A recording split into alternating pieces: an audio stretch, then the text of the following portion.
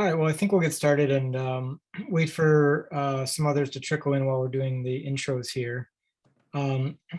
So welcome to the Regional and Urban Design Forum. We do this once a month, or at least try to. And my name is Jay Castle. I'm a co-chair, along with Tyler Kobik, who's on the call, and Brian Stryzik, who's not joining us tonight. He's the board president this year, so he's pretty busy. So he took the night off. Steve, looks like you're, yeah, okay. Sorry. No, that's all right. Yeah. So before we begin tonight's presentation, just wanted to mention a few announcements we have. We'd like to do this at the beginning of our forums just to alert folks to upcoming allied events they might be interested in. The first one is last week, Friday, actually, the Proxy 2002 Spring Film Series started. If you don't know Proxy, it's a kind of a pop-up urbanism event that was put together by an East Bay architect, but it's in the city. And during the month of April, they're doing a Friday night film series. The doors open at 6 and the films begin at dusk. Tomorrow night is it's a animated film, Flee, about kind of fleeing your homeland, which it seems pretty prescient right now. And that's directed by Jonas Poer Rasmussen. And that'll be every Friday night through the month of April. So there'll be a three-ish more after this Friday. And then upcoming at Rudd, next month we have Hellatown, which is a book by Mitchell Schwarzer. It's on Oakland's history of development and disruption. And for those of you who have been joining us for a while, Mitchell spoke back in 2019 in August about an article he wrote for Places magazine called Privatizing the Public City, Oakland's Lopsided Boom. And basically he kind of has been developing that article into a book for the last few years. It was just released, I think, in the last couple of months. And he's going to be joining us next month in May on the first Thursday of the month to talk about the book. We're not sure if that's going to be an in-person event or not. We're working on doing some sort of hybrid potential in-person event, but just not sure. But keep that in mind for next month. And then in June, we're actually going to be heading out for a hybrid event in Vacaville. For those of you that don't know, the AI East Bay encompasses a pretty large geographic area. It's Napa, Contra Alameda counties. So we'll be heading out there to do an event on the Neighborhood Boys and Girls Club out there. And the presenter is going to be Rob Henley, who's the architect for that project. And with that, I'll turn it over to Tyler to introduce our guest tonight. All right, thanks, Jay. And welcome, everybody. Thanks for joining us tonight. I'm excited to present tonight Steve Lawton. And on a personal level, I bumped into and met Steve, maybe it was 4 months ago, at a property he's representing out in Hercules, and had a great meeting, and it was towards some incredible buildings. These adaptive reuse potential sites. And then thereby heard a lot about the city of Hercules, and inspired me to reach back out to Steve to see if he would be willing to join us as a volunteer presenter. And so lucky to have him here, and I'll read over a little bit of his bio for everyone to have context of what we're going to talk about tonight and who he is. So Steve is a commercial broker and developer. He advises owners, builders, and cities. And he did serve as the Director of Community and Economic Development for the City of Hercules from 2001 to 2010. He led the effort that created the first form-based zoning code to be adopted into law of a California city, and helped change state law to allow similar smart growth innovations. Since 2010, he's advised cities and large developers, and he is marketing these 2 sites that I was mentioning, which I'm sure we'll hear about tonight, that are incredible adaptive reuse sites with views of the North Bay, and hold this very significant space within the urban plan of the redevelopment of Hercules. And before his public sector career, Steve was in management consulting, technology engineering, enterprise business development, industrial marketing, and railroad operations. And he's also a volunteer leader with the Urban Land Institute, and he's a Cal Berkeley grad. Steve, with that, I'll pass it over to you. And thank you once again for joining us tonight. Looking forward to this. Thank you, Tyler. Are we? Can you all hear me? Is this good to go? All right. Thank you, Tyler. I appreciate the introduction. It'll slim down the first few slides here, but appreciate the opportunity to chat with you this evening about my experience. This all started with a meeting between me and Tyler. As design professionals, you and I, we all recognize there are many factors beyond design impinging on the shape of California settlement, right? So we all deal every day with all of the forces that act on what's going to happen to a piece of property. And I've come to a point in my life where I'm actually physically dealing with a physical single piece of property. So these are very, very real things for me today.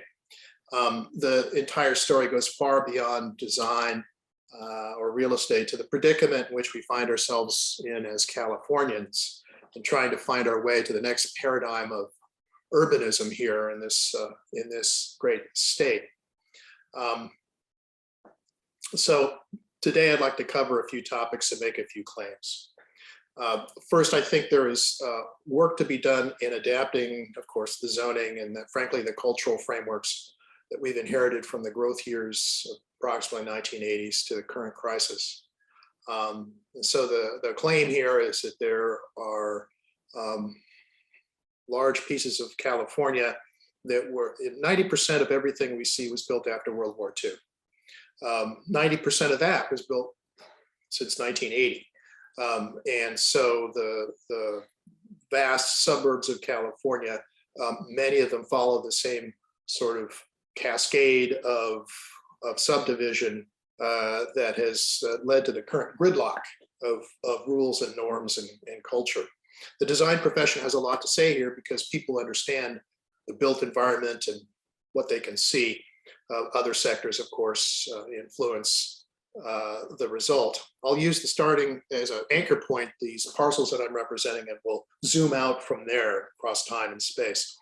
And the other story that's reminded me of was my days in management consulting. I used to fly around the country helping big enterprises like banks or Federal Express improve their internal processes.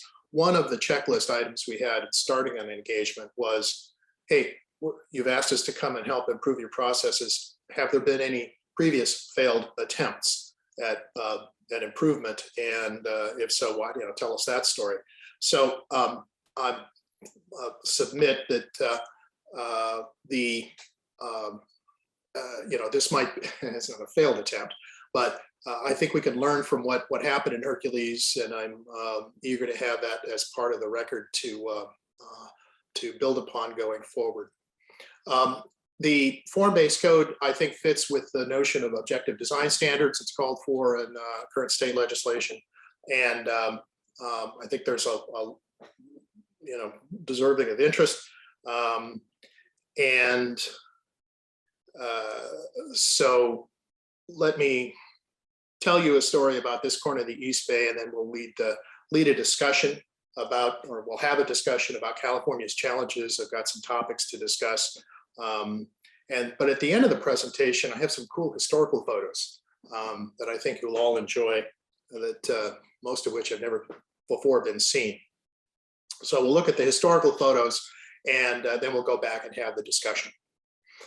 Tyler covered my biography. I started out, went to Cal, got a job at the railroad, became a marketing officer. I was one of those annoying re-engineering consultants for a long time, and interested in the processes, and got good at listening to how the users of computer systems understand their world and do their jobs. But I aged out of the technology workforce, and as I was doing that in my, late 40s, I got interested in real estate and placemaking, my uncle was a Caltrans district director. I started out as a bus driver, so I was interested in transportation and placemaking all along. I made the mistake of speaking rationally in front of the city council and was appointed to the planning commission. Said yes, and even more unexpectedly, I was offered the position of community development director in 2000, which I took up and took a left turn. So right now I'm a broker and advisor. I'm determined now to find a good transaction on these sites and kind of complete the job. The site, the first site is Quinnen site. It's the one on a bluff overlooking the San Pablo Bay. There's some basic statistics. Notably, it's near a future rail station. It's in a TOD district, and probably the example of new urbanism in California in terms of site layout. So let's here's the place from the top. It's a 1 acre site on a bluff, and then here's the other site, which is about 2 acres, ready to go next to the train station. Let's, instead of still pictures, let's jump up onto a drone and see what we can see from the sky. So here's the Bayfront site. It's about 1 acre overlooking the San Pablo Bay. It's on a small bluff. It's about 100 feet up, right next to the railroad. That's the Bayfront site near the future rail station. We'll talk about that in a bit. This is a remediated Refugio Creek. It flows into San Pablo Bay. On the right are new multifamily buildings that are part of the Waterfront neighborhood built out. These buildings were approved more than 20 years ago. Multifamily buildings in this location, I think that's an overlooked accomplishment. And they're embedded in a very conventional suburban city. So there's about 18 acres of undeveloped lots adjacent to the residential subdivision. And there are just a few remaining opportunity sites left. So quick delineation of the Bayfront site and visit to the top of the hill, back to Quinnen site. And a little fly over San Pablo Bay, which, as we all know, in the Bay Area receives 1/3 of all the fresh water that falls on California. A significant history to the site. And it's cool because it's kind of a hidden, the whole thing is kind of a hidden place. People have heard of it, they don't know about it. In fact, about 10 years ago, I addressed AIA East Bay on this building. A century ago, this building was a social hall for the technical employees and their families at the explosives factory. So if a bright young man today goes into software and works at the Googleplex, a century ago, that bright young man would have gone into chemical engineering and worked on the processes in nitrogen processes in building, manufacturing explosives. The building went on to have a long life, part of it as a Masonic lodge. Here's our ladies from the Eastern Star, nice ladies. It was occupied until 1999. This is a photo inside, really pretty, building with great bones, foundation shot, but this, an investor can create a beautiful space out of this, pretty straightforward, a range of uses. Those windows look out over San Pablo Bay, of course.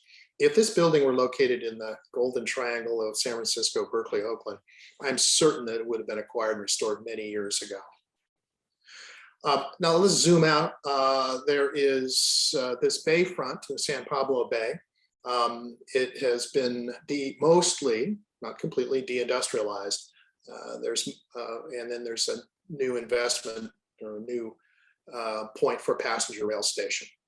The rail station location was sort of noticed and identified in the 90s. Here's a 1998 concept by the property owner at the time to do a train station there. Here it is again in 2006. So consistently and persistently, this rail station is underway. In 2006, a train actually stopped here. Actually, that's the second demonstration train by the regional agencies. That's you can see Mark DeSaulnier in there, and some of the luminaries. This is the Metropolitan Transportation Commission. So it's a real live project. It's a real live high-speed rail project. Here is the concept as of today. The city is about $26 million into it, and you don't see anything because $26 million buys you utilities that get moved and tracks that get built and retaining walls that get built, but there's another a total estimate to complete is $65 million.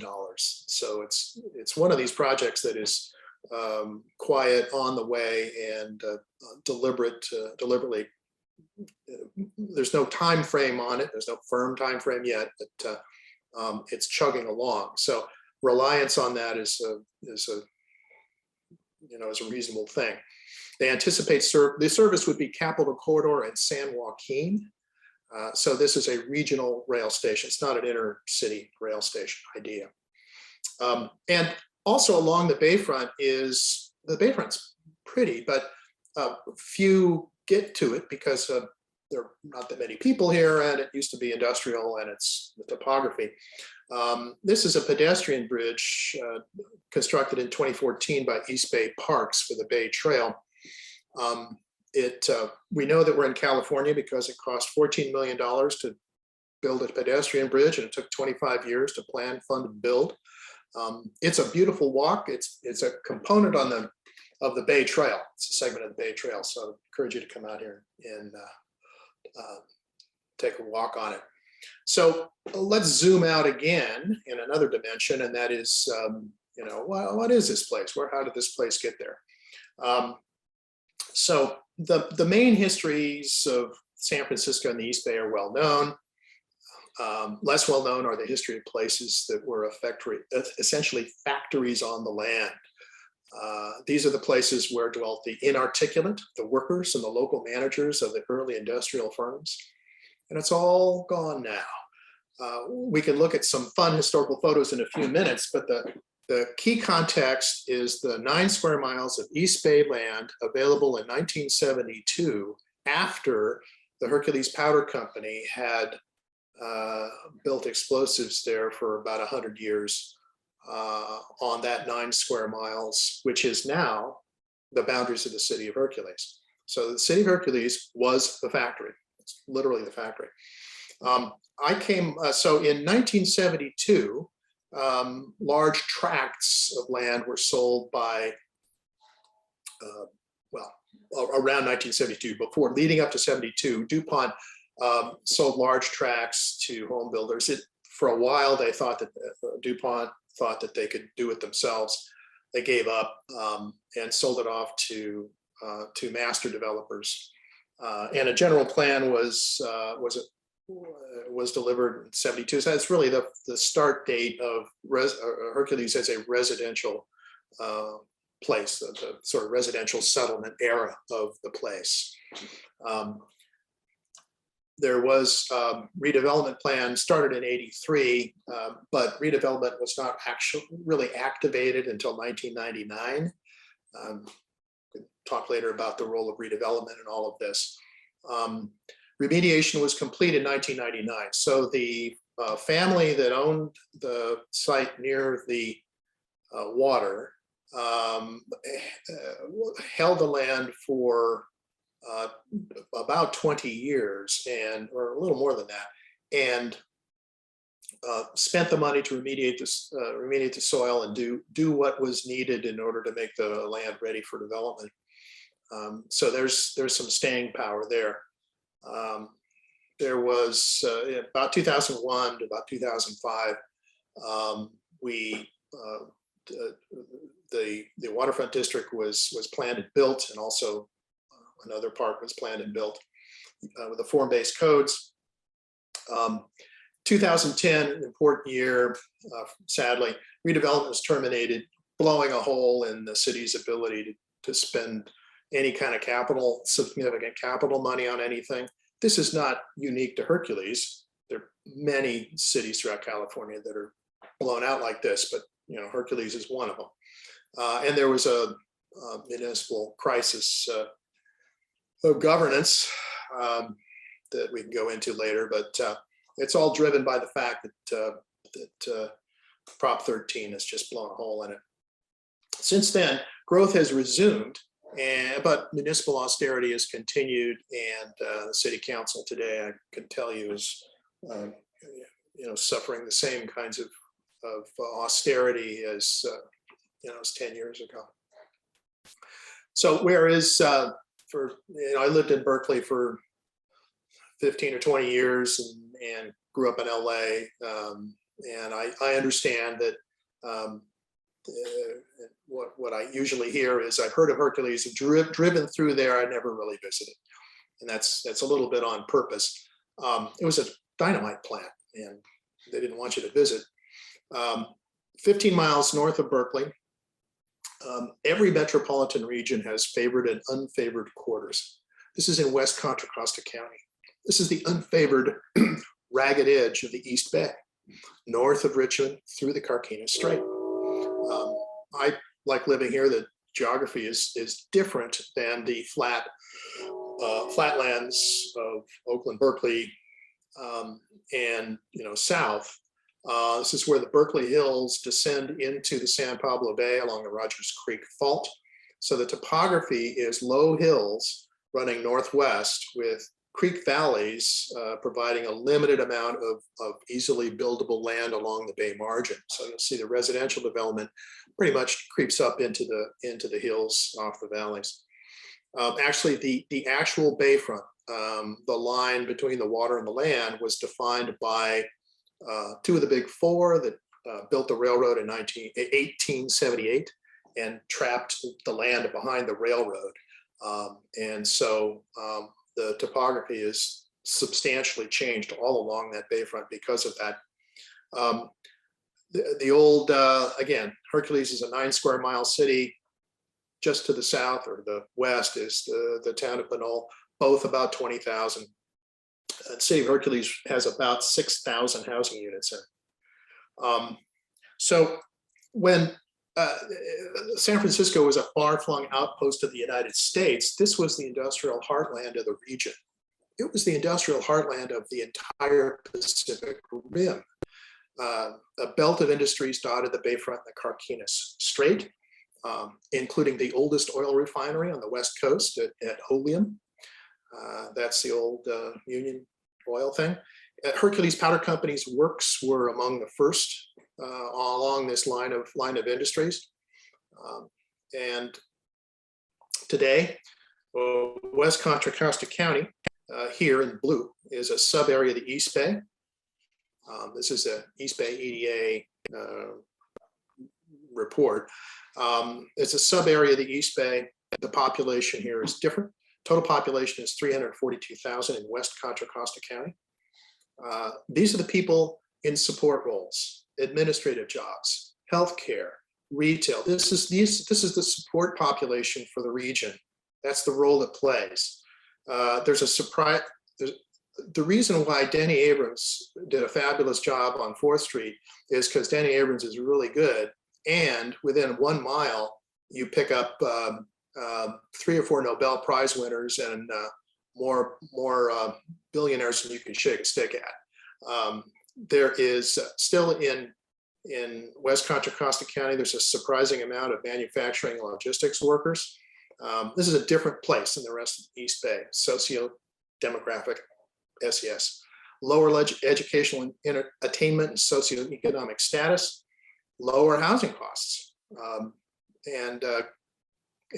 but also good commute access across the bridges and down into the East Bay, and even back into Solano County. So this is the place I've lived in for the past 30 years.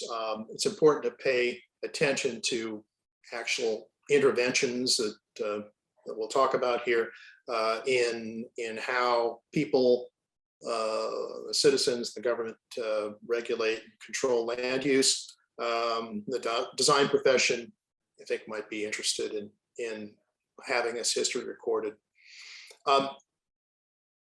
MPC, master plan community, I picked that up from Urban Land Institute. It's a whole practice type, product type.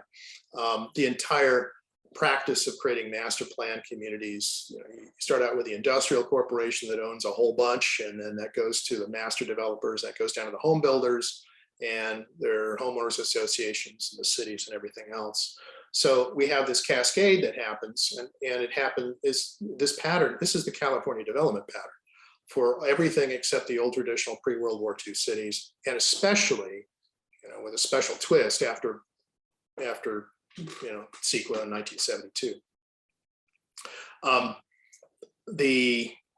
So in Hercules, what we have is in micro, an example of what has happened across California. DuPont sold off the big tracts. There was a general plan applied. DuPont says, good luck, see you later, here are the rules. There was a historic preservation element. There was discretionary zoning. This was the, I'll try it again. This was the best thinking at the time in city planning, land use control, legal, and all of that. These were really good plans. It's award-winning plans. There were redevelopment tools, but they weren't really central to the story, but they're pretty important. And again, I mentioned the city financial situation. The city in this situation is city council after city council after city council after city council, succession of city managers, always looking for revenue, and it's just hard. And the style was, I call it master plan community style. So you have zoning, and then you also have it built into the culture and the expectations. It's almost part of the water, part of the flavor here in California, everywhere you turn. So think back to 1972. This was the time of Sea Ranch, hot tubs, when wood was good. Here's the cover of the 1972 general plan. That's great. And so you can see the design center is the 1972 Plymouth Buick Skylark 442. That's who we were planning for. And little sea ranchy townhomes. So the intervention was form-based code. It's the simple idea. I assume you've all heard of it. It's a simple idea of placing form above use in zoning, which encourages changes in use over time, which is this in contrast to the world of homeowners associations and discretionary review, which encourages no change. And the expectation going in is, how can we not do anything? So we'll point out how this has helped respond now, 20 years later, to a crisis that we actually didn't anticipate. So the Waterfront District Master Plan is the first form-based code adopted by a California city. It was actually prepared as a master plan by the Bixby Company as master developer. It had a joint venture with the landowner of this 167 acres. It has been built out, and 43 acres remain. And I guess I'm part of those remaining pieces. Now notice the plan here. This is not dead worms and curly cul-de-sacs and suburban, right? This is a neighborhood plan. It has actually a neighborhood. That's a place that is denser in the middle and is less dense at the edge. The whole thing, you put a walking circle around it. It's a single, 5-minute walk. The regulating code defines where the buildings of each type get to go, and so it is denser in the middle, less dense at the edge. Feels like a place. You know where you are when you're walking down the street. And the conventional approach would be to build homes with bay views as the final or sort of the premium section of the premium phase that you would sell later at higher prices. This plan has preserves bay views down the street. So everybody with a street with a straight shot out to the bay, those views are protected by the code, and everybody gets a bay view, except you have to walk out and meet your neighbors to see it instead of looking out your back window. Here's the sort of an illustrated version. There are sub-districts of the plan that that Bixby sold off to individual home builders. Their first builder was Western Pacific Housing, which was absorbed into D.R. Horton. This was a hot market. Remember the dot-com boom? I'm telling you, the home builders were working as fast as they could, and they had plenty of labor. Bixby's approach allowed it to modify blocks on the fly. So before they sold this part of the sub-district, they changed from sort of conventional lots to narrow lots. This is for the street in one of the central portions, the central streets.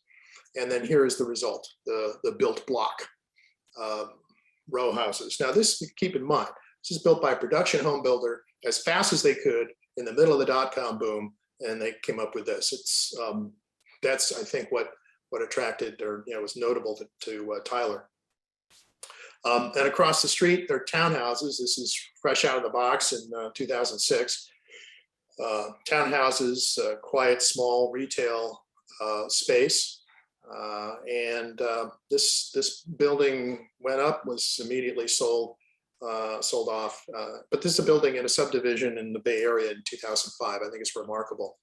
My clients delivered this building.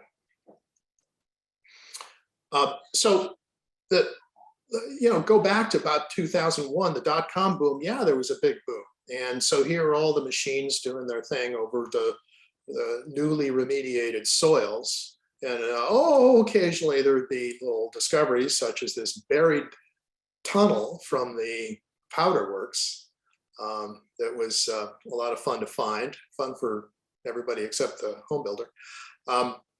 So off the home builders go with their trusses and post-stressed slabs, and they were working on hot money from Wall Street. And the big problem was laydown space and places for the workers to sleep in their cars. So remember those days? The workforce was all over the place. Here's a sub-district of the waterfront under construction by Taylor Woodrow. Bixby eventually sold out to home builders that constructed about 300 units, 296 units. Part of the form-based code requires, has architecture, design guidance. And the idea there is to pull back from discretionary design review. You need to pull back from, if you're going to pull back from discretionary design review, you have to have standards. So there are standards, and then there are people that enforce the standards. So that was built in. Now, in the case of Bixby and their home builders, the master developer had a contract with a home builder to enforce those standards. And I, actually sat through, as part of a deposition between the master developer and the home builder about aluminum windows.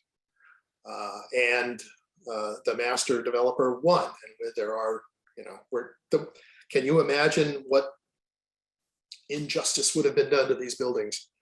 Yeah, they had aluminum windows.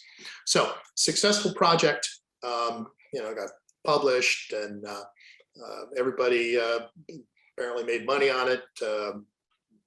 D.R. Horton said they did very well on it. Credits all around.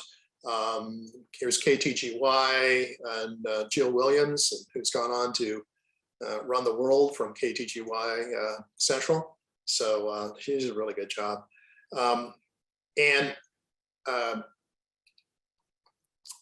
Here's a typical street. This is Main Street. I assisted the developer in persuading the fire chief. So it's a separate fire district, persuading the fire chief to accept a 26-foot standard residential street with one of them is actually as narrow as 19 feet. Now, he insisted on a red curb. Some future generation will come to their senses and realize that the street needs parking on both sides, but that's okay. I had the distinct pleasure of standing in a public meeting in opposition to a fire chief with slides. Remember, this was 2001. Not shown here are the dry utilities, the cable boxes in the front of the house. The dry utilities should go in the back and the wet utilities should go in the front.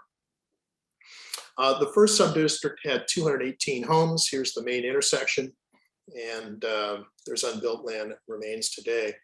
The new urbanists resurrected the idea of accessory dwelling units in the 90s. And I'm proud to say that I testified at the state, wasn't a lot of work, but testified at the state legislature in 2016 in favor of the first ADU law. That was SB 1069. As originally built, many of the waterfront houses included ADUs. With recent legislation, new ADUs are seamlessly slipped into the urban fabric, as seen here from this photo from last month. Zooming out from the waterfront, recall that the town is essentially one single watershed of Refugio Creek. So here's a photo from about 2000. Leading up to the freeway, there's about 400 acres of land that was finally remediated and ready for vertical development a few years later. So we set up a city-sponsored planning initiative to adopt a specific plan and building standards for what essentially was a hole in the donut of conventional suburban development. There was substantial public outreach, including a one-week charrette attended by over 2,000 residents. And this was operated by Dover Colin Partners out of Florida, a land planning firm. They delivered a land plan with some standards based on street type. Most of the roads and streets shown here in the Central Hercules plan, and this was adopted by the city. Most of this roads and streets shown here had not yet been built, okay? So this was an effort to define a street network hierarchy ahead of and independent of the preferences of the ownership of the remaining large parcels in town. And this is opposite how it usually is done. Again, we took the approach of defining a hierarchy of streets in terms of their relation to the buildings with build two lines, and quite unlike the suburban deadworms of residential, collector, and arterial. And then, here is sort of unconstrained by the individual economics of each parcel. We kicked out this image, which is a sort of a visionary idea, sort of a fantasy at the time, but people rallied around it. The citizens, the elected and appointed officials rallied around it, held it up. This image accumulated a little bit of power in the face of subsequent developer proposals. And then here's a massing study for a subdivision on that big central parcel. This was done by Fairfield Residential on a super pad. That super pad had, they called it a super pad. It's just a big remediated raised area in the valley next to the creek. That super pad had bankrupted the company. It was a private equity remediation firm. That corporate failure made the Harvard Business Review. That whole story is a wild story for another day. There's a Walmart story there too. We'll talk about that later. Anyway, the soil conditions that precluded development held development back in the middle of town here, included unstable bay muds and extensive wetland conditions. The final home builder to actually go vertical on that central portion of the valley was William Lyon Homes. KTGY took charge here, did a great job too. And there were other firms, of course, as well. We achieved pretty good densities, and it feels like a neighborhood. And that kind of looks like the west side of San Francisco a little bit, but it's in Contra Costa County. So I think that's an achievement. Now, but these were production home builders, and we love them a lot, but they had a tough time dealing with details like this. We called for a live work on the ground floor. And they gave us a sad little door that with a step out onto the dirt. So what are you going to do? We tried doing something called a town architect. We kind of borrowed from other places. So let's have an architect with standards, and we hired Opticos Design, and let's give them some advice. And nobody likes to have advice given to them. It worked kind of for a while, but I think this is a good idea that could work if we took another run at it in some other city. Opticos, by the way, has almost turned this into a, well, it is, turned this into a business. Dan Perolic up in Berkeley is doing real well. They just delivered a cul-de-sac in Arizona, a car-free community. So form-based codes, you can build a business out of it. So this is zooming out again.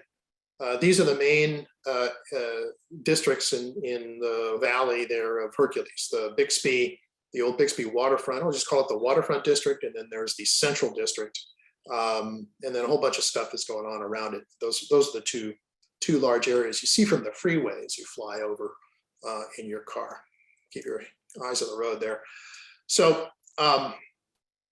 20 years on, it's been 20 years since this photo showed the completion of most of that central portion of the valley.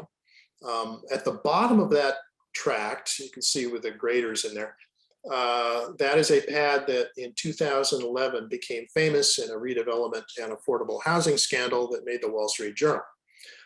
So that is now a prominent building called Aventine that you can also see from the freeway. Moving up, move your eyes up to the bay, and that's the Waterfront District out there. I think we can all agree that the basic economics of getting buildings up are much more exacting and prohibitive today than they were 20 years ago. The factors in this are simple. I mean, it's really quite simple. It's labor, materials, and everything else.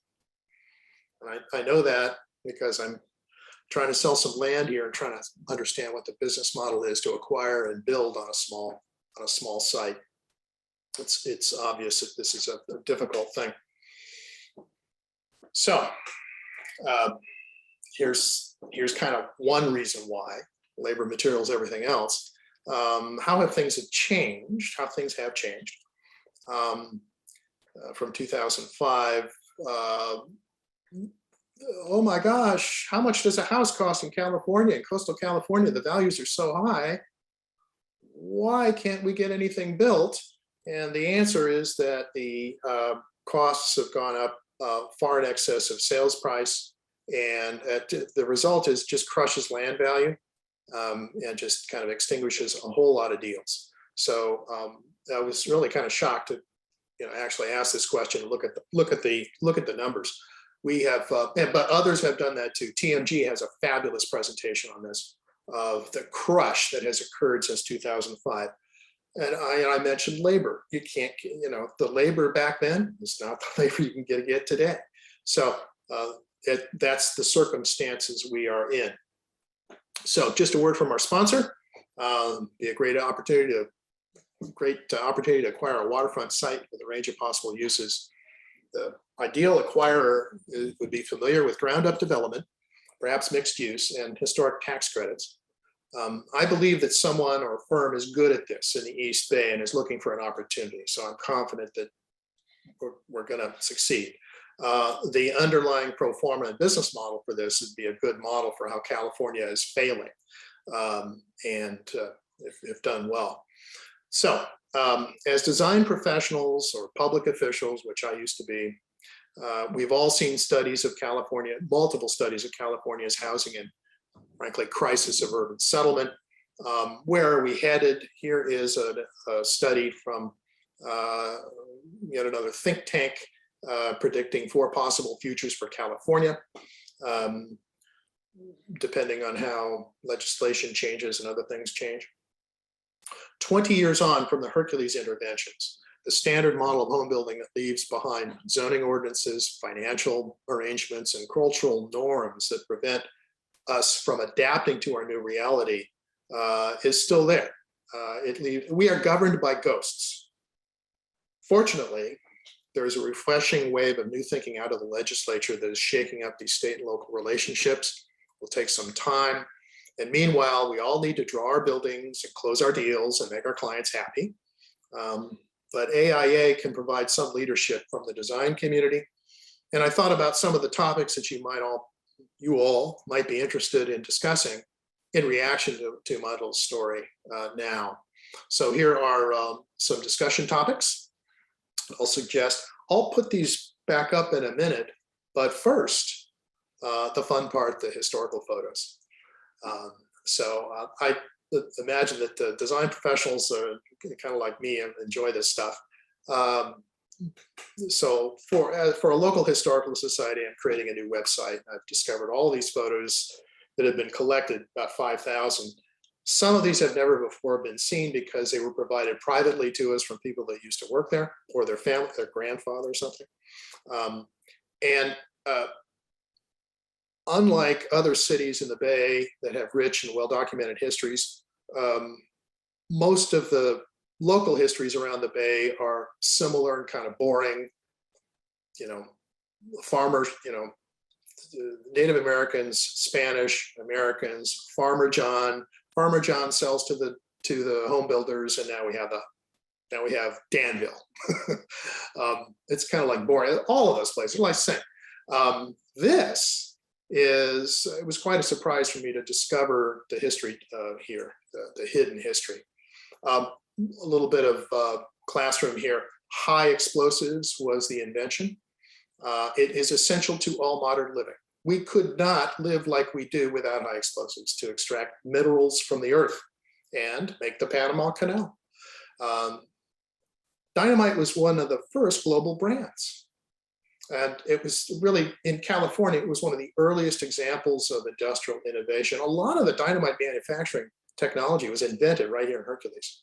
Significant role in history, the Transcontinental Railroad and the quake. There's a heck of a story about dynamite and the quake.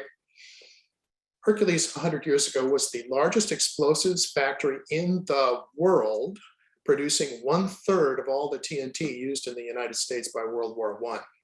So you drop that at the next cocktail party.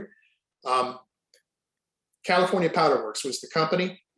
Nitroglycerin was invented by nitroglycerin was invented by some guy in Italy in 1840s, but Alfred Nobel figured out how to make dynamite, which is how you make nitroglycerin blow up when you want it to, and most importantly, not blow up when you don't want it to.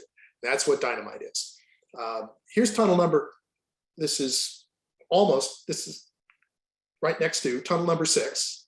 This is off the Donner Pass, the top of the Sierra. So when you take a train ride through tunnel 6, you are going through the first place that nitroglycerin was used to blast in the world. Okay, so it was an experiment at the time to get through the winter to build the Transcontinental.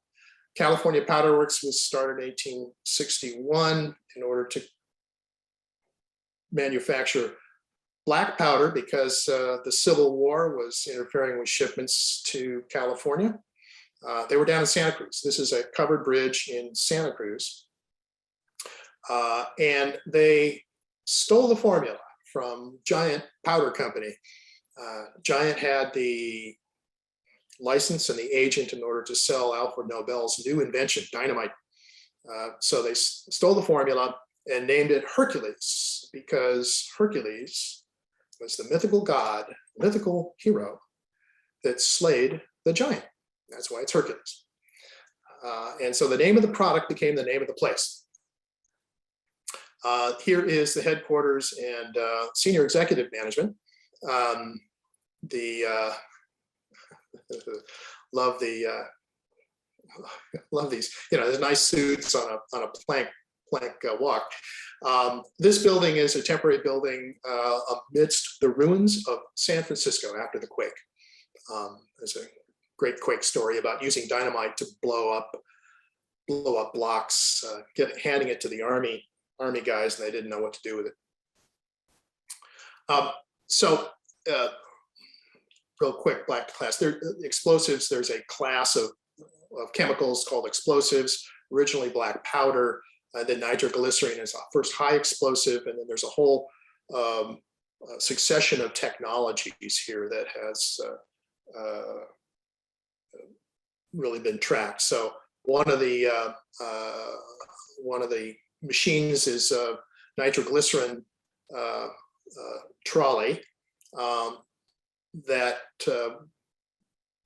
holds 50 gallons of nitroglycerin, and those are rubber pipes, and that's a lead tank on top there. So your job is to wheel around 50 gallons of nitroglycerin and on a wooden walkway, and please don't make any sparks. And this is Frank Scarcella in 1923 at a place. I know this place in Hercules. I can point to it. It's the wooden walkway, and there's Frank. He loves his job, which is like your job. The name, they called those angel buggies because if it went up, you would join the angels instantly. So dynamite, very important, of course, with munitions and war. Here's island hopping in that 43 or 47. There's Hercules powder. So global brand. The place was settled in the late 19th century as a company town, first industrial hospital in the West. There were laboratories and research places. There actually did, science and engineering there, as well as a whole sort of a social life for the workers, the men and their families. So this is what it looked like. If you were alive then, you would look out on Hercules Point and see the acid plant making sulfuric and nitric acid, which are the feedstocks for nitroglycerin. Your job would be in one of these buildings with a narrow gauge railroad moving material between the production lines. Here is the shop where black powder kegs were made. And you can just kind of smell the lumber and the sawdust and the machine oil in these old places, I think. The plant that grew and changed over time, different production lines, different technologies, different products. In 1918, they got a big contract to make TNT. There's a typical building. So the factory is the whole town, the whole city limits, 9 square miles. And explosives, for obvious reasons, are stored in small quantities far apart from each other.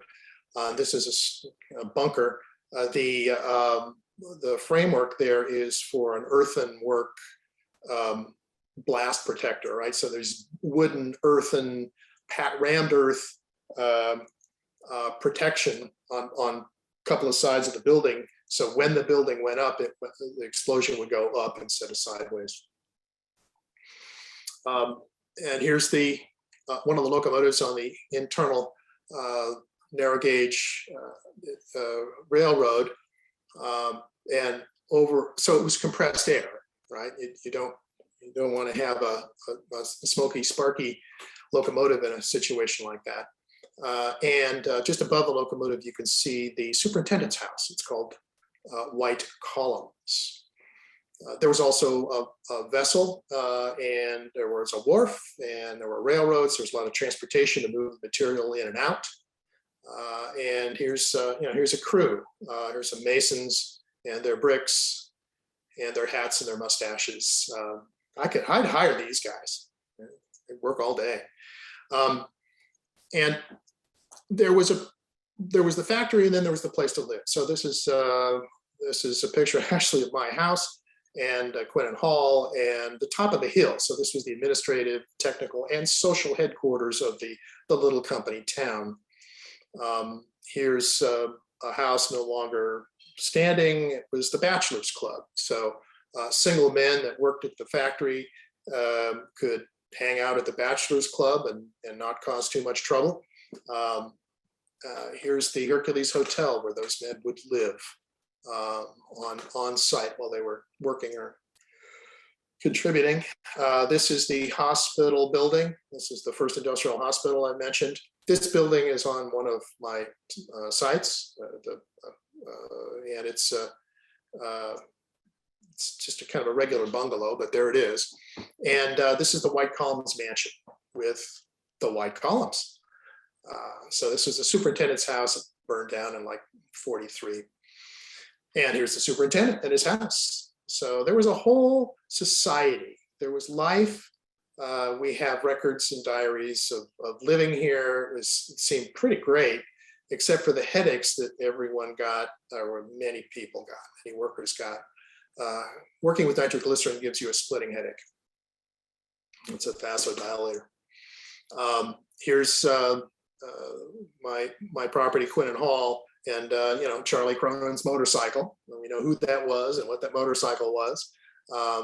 Here's Georgie and Doug with another motorcycle a little bit later. This is notice the house and the kind of the garage out back. And school was in Pinole, so this was the school bus. So we're going to take the school bus to Pinole. So life, this little neighborhood was restored in '88. I live in one of these houses. Life goes on. There was a big bunch of activity during World War II, and a lot of women were involved or were hired to work there as well. There was a statue that stood for a while in the 40s of Hercules until management decided to pull it down because the ladies on the passenger trains going by were shocked to see a man dressed in nothing but animal skins.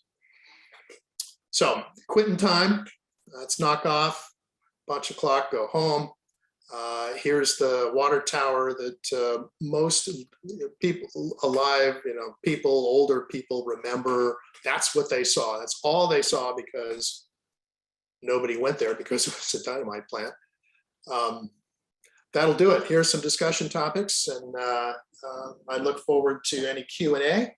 And I'd love to hear what AIA East Bay is thinking about regional urban planning. Thank you. Right. Cool. Great. Thanks, Steve. That was great. All right, we'll open up to questions. Anybody have any questions or thoughts they'd like to start with?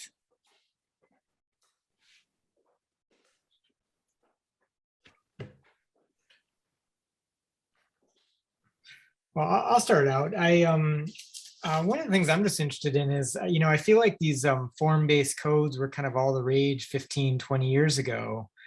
And I kind of expected them to, develop and kind of start to take over. And it seems like it's kind of stalled out. And I wonder if you have any thoughts on that, Steve, and was there, and maybe I have that wrong too. I'm just wondering what you think's happened there. Yeah, it's good point.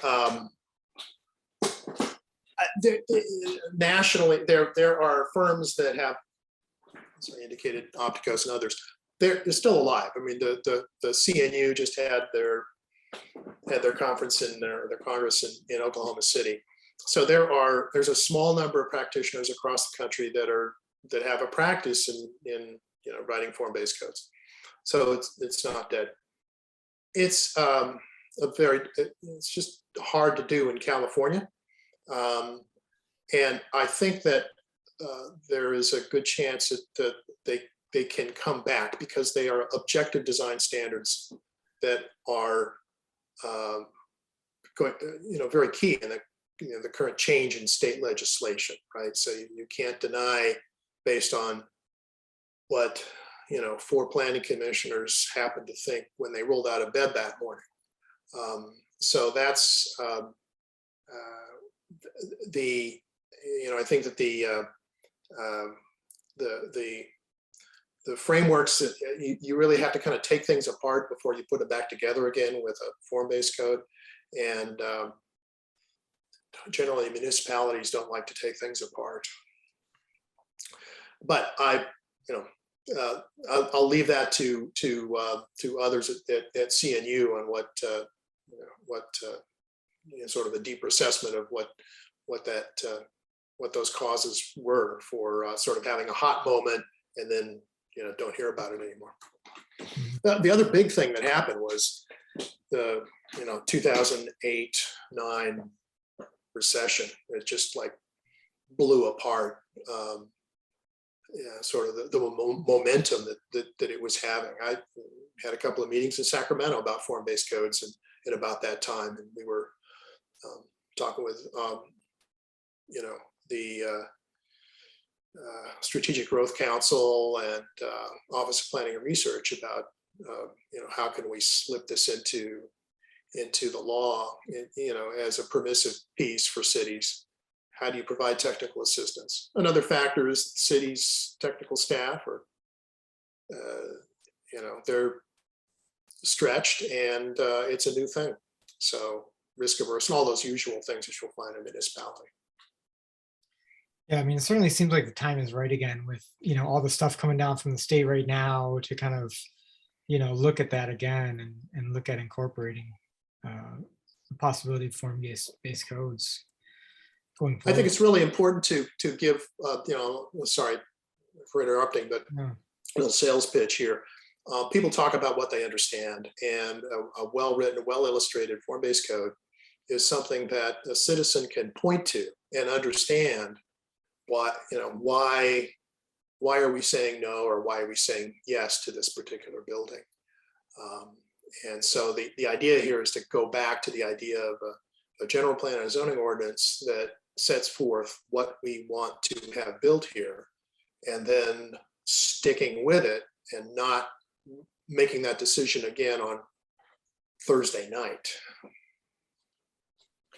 And Steve, as for the occupancy of the areas that you helped usher in and be built, basically the form-based, what I want to call them, arts and crafts homes, what's the occupancy of them? Are they 100% full? I mean, what is the residential success of the town so far?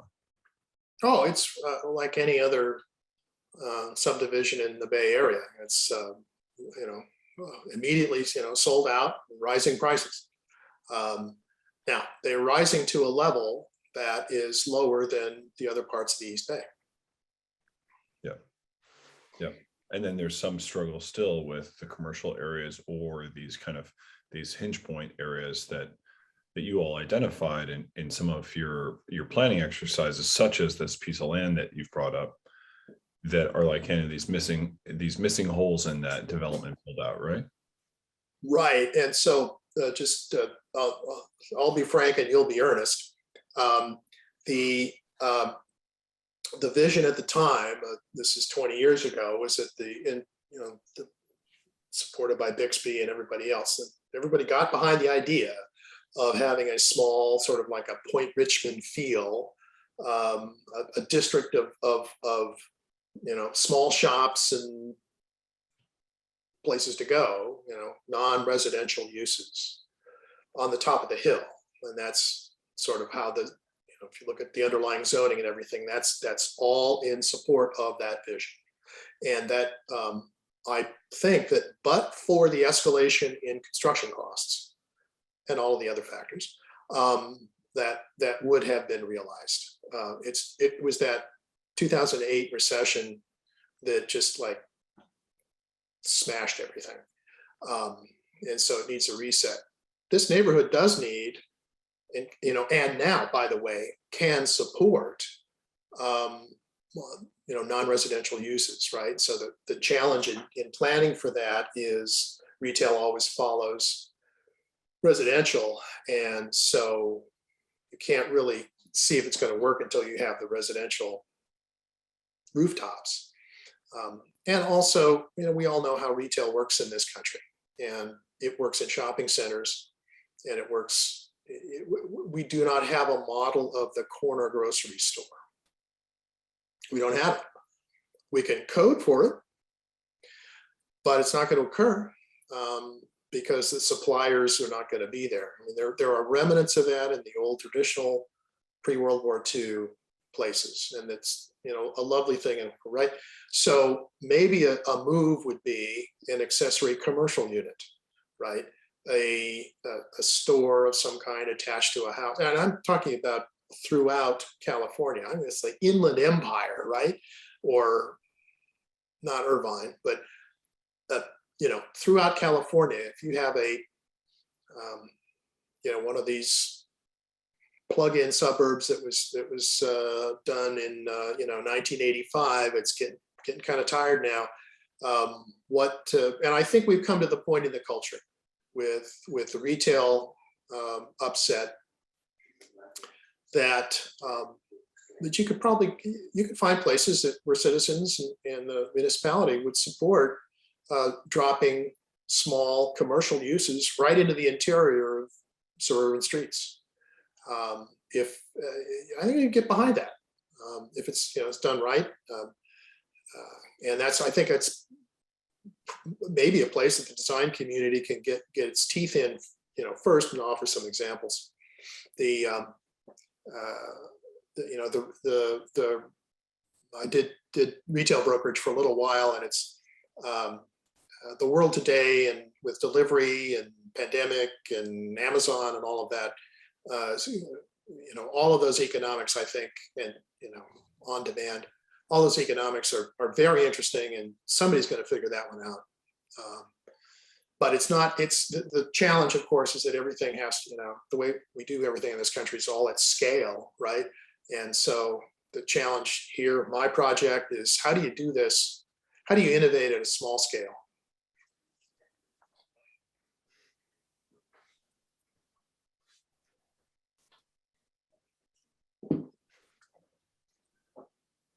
Any thoughts from the crowd tonight? Anybody else have some thoughts or comments?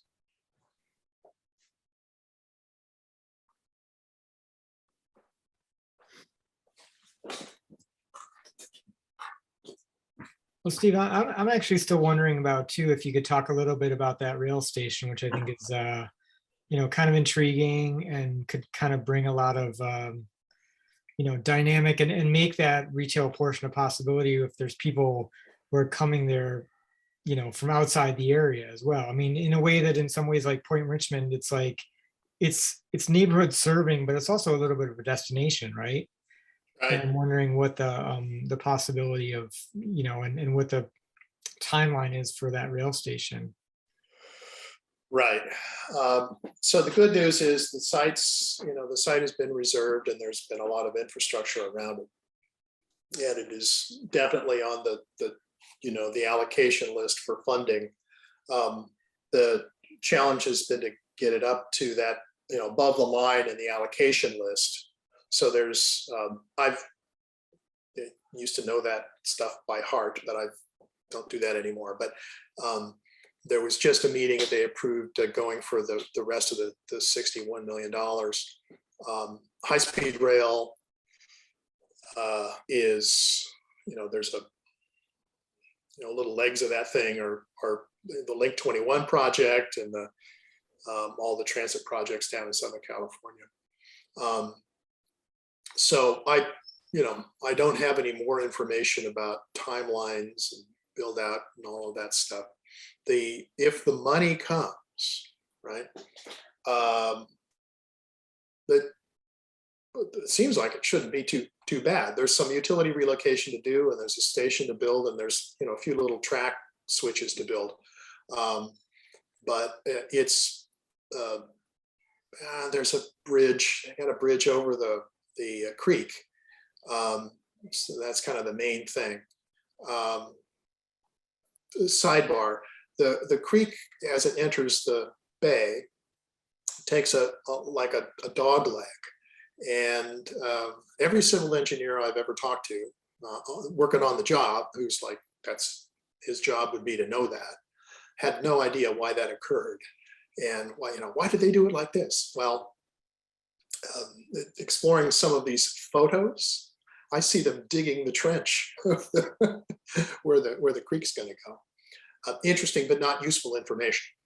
But the train is the station is actually going to span the creek, so that's as you can imagine, BCDC and everybody else is interested in that. but there's really, some additional construction to do. If it gets funded, it will get built, and it will be part of the, sort of the California, rail renaissance. The challenge is maintaining political momentum for rail in California.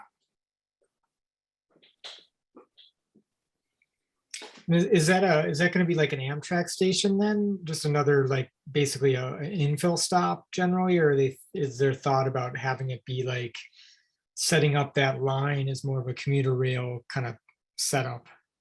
Right. It's operated by Amtrak, but the agency is Capital Corridor, so it would be a Capital Corridor stop. Okay. There are discussions underway, and I think they're going pretty good, or I've heard they're going good with San Joaquin's. So you can get on the train here and wind up in Sacramento or in Bakersfield or in Richmond or in San Jose. That's the sort of the route. And then the Link 21 plan has a connection. This would connect you into San Francisco. You go across the second crossing. And then the Capital Corridor Vision Plan actually has the ultimate vision plan is to have basically have the spur or a line that would reach through highway, along Highway 4. It would go up the valley and go along Highway 4 on Franklin Canyon to the other side of Martinez, and there would be a second bridge over the Carquinez that would eliminate the interruptions that are caused now by the lift bridge, the old Southern Pacific lift bridge into Benicia. So that's the main thing that affects their reliability and ability to provide services, the marine traffic there. So there is an ambitious vision plan. It's very exciting to read, and I'll certainly not be alive to see it. But this station has been on the books long enough that it is clearly a part of the state rail plan for the future. So when the money trickles down, there's a little bucket to catch it to build this station. Locally, it would be stupendously, dramatically game-changing to have a train station here, and in many ways predictable and not predictable. The challenge, frankly, is maintaining the local.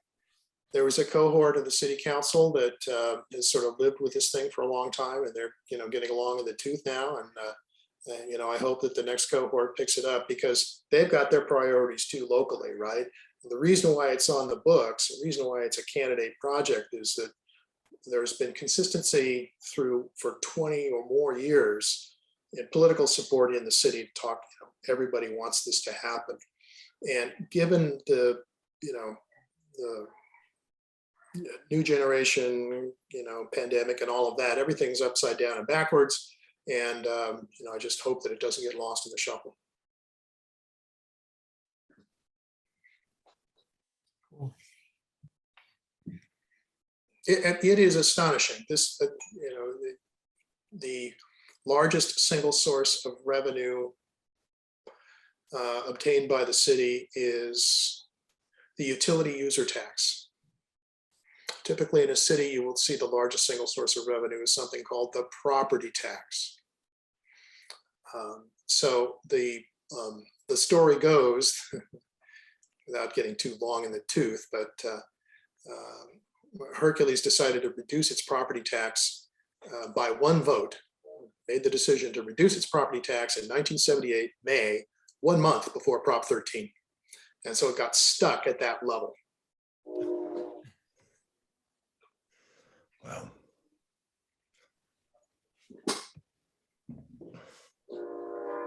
Great. Anybody with any last thoughts here? Lots of lurkers. Apparently. That's fine. All right. Well, I'd like to thank you, Steve. This is a fantastic. Brian, you chiming in here? Or, Yeah. I'm thinking about. Thanks for sharing all this. I love seeing historical photos and things of the Bay. I didn't grow up here, so it's wonderful to see all this stuff and really nice presentation. So in working around the Bay for these last 15 years, and Jay has heard me kind of hem and haw about this, about how, every planning department is different, and you don't know, like you said in the beginning, who woke up on the wrong side of the bed on a Thursday morning. And I bring it back to sometimes thinking about just the applications for the planning review. Like if there was some sort of universal planning department application in addition to a planning code document that kind of spilled over from municipality to municipality, that would be easier to get these things done. That, when a person moves from city to city, they'd understand it. And I equate it to like the realtor forms for the state of California, that it doesn't matter if you buy a house here in San Leandro or next to Jay in Oakland, or in Berkeley or San Francisco, they use the same forms. And maybe it doesn't apply, but I think of how many headaches we could avoid throughout the planning application process, not just with what color things should be, but how we apply for it, and if that's ever a consideration or something that bothers other people. Yeah, only 119 municipalities in the Bay Area. That's right. Yeah, All the different planning processes that you have to get to know, or you're expected to know when you apply for a project there. And I think that even the one diagram that Steve had shared, where it's just showing the pictures of, this line points to this height. And, even when I talk to my planners here in San Leandro, they say, no, it's actually the middle. We didn't point the arrow to the right place in the drawing. We're so sorry. We're so sorry. Yeah. Where, for example, the city of San Francisco and their ADU diagrams, they're really beautiful. And I was talking to someone else today about how it's graphic and pictorial, and it shows you how things could be. So I'm in support of the drawings, the graphics, but I think maybe it takes away other people's opinion when they're sitting at their desk on a Thursday morning. So.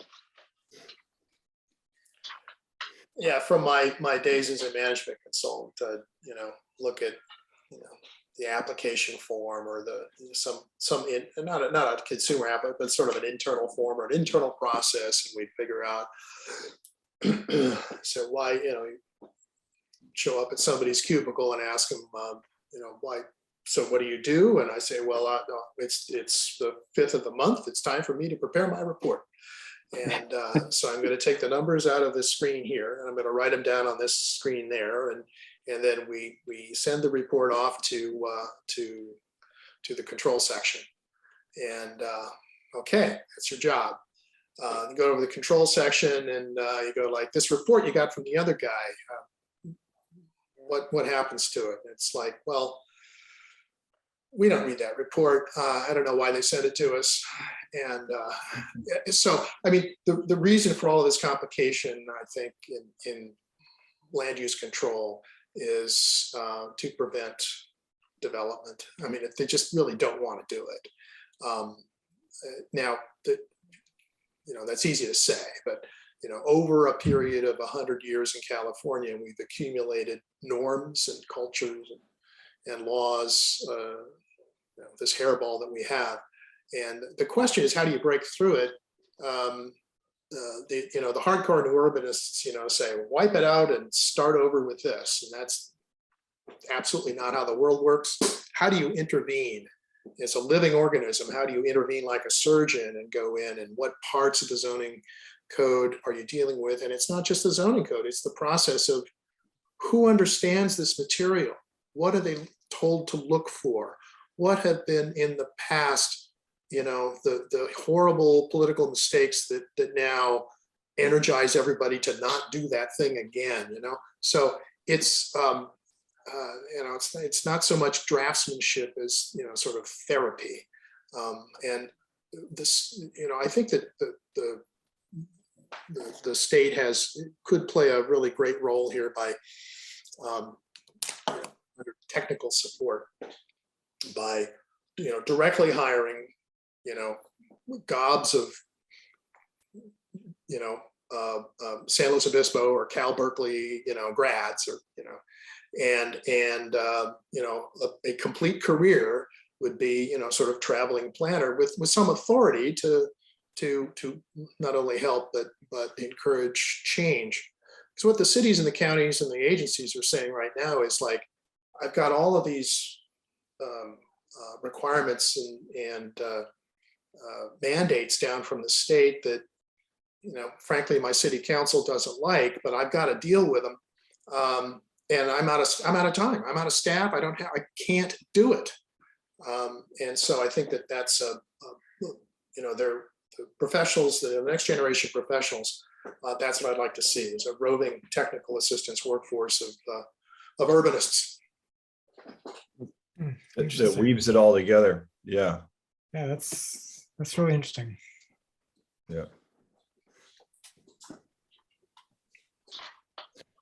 I'd like to see it put into practice. I know it sounds crazy, to have an overarching team that could help, numerous municipalities through it's just the stress of having to make a decision at times, and who might say, "Oh, why did you pick that?" And maybe the model code or the form code is not what everybody wants to see. If I have an idea for a design and it doesn't fit the planning code, then it seems unfair. But at the same time, maybe that helps me to design it in a way that does meet it, but doesn't give me the headaches of the roadblock of the process that I know doesn't make any sense anyway. So I think I can see it helping and forcing creativity in a certain way. So there are different sort of levels of control or guidance. You can do a form-based code that simply says that these buildings shall occur, no farther, shall not be set back farther than 20 feet from the street or 10 feet from the street. They shall have front porches, and draw pictures of that, but no architectural detail. Only craftsman houses can occur in this. No, don't do that. So I think that there's a tendency to sort of over specify, but also it's the willingness of citizens, the good people of California, to be able to understand and say yes based on what have a conversation and settle on the kind of city you want once in a while, and then stick with that and not relitigate every bloody project as it comes in.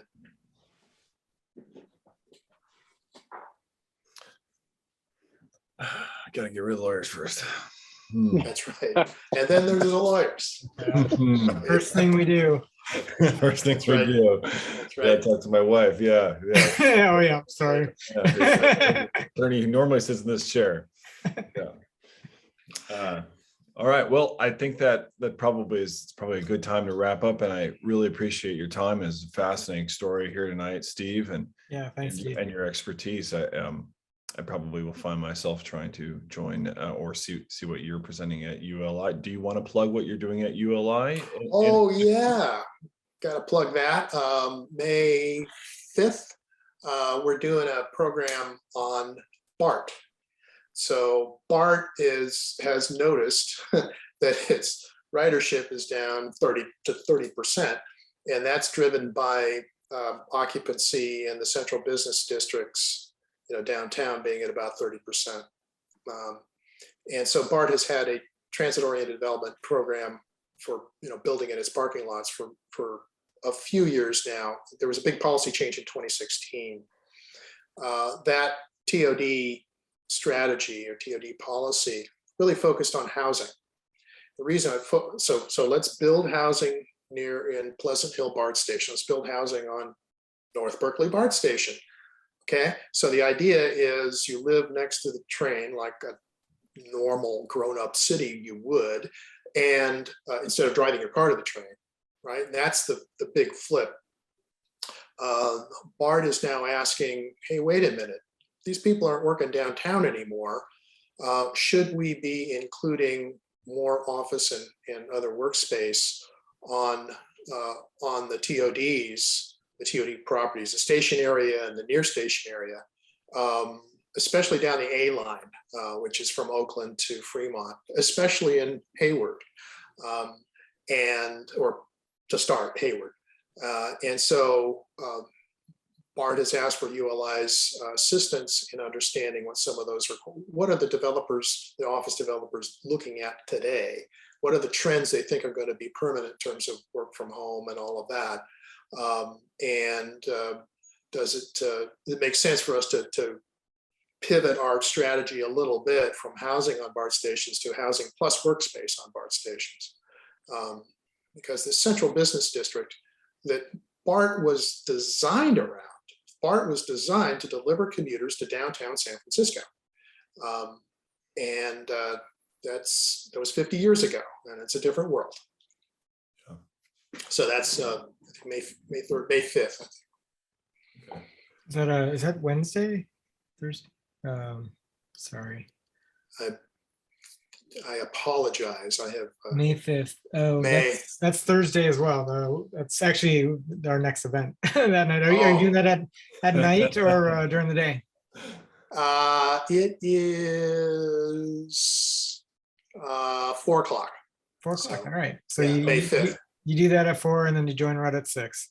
There you go. And also there's we're doing an event at Alameda Point the week before. That's on April 27.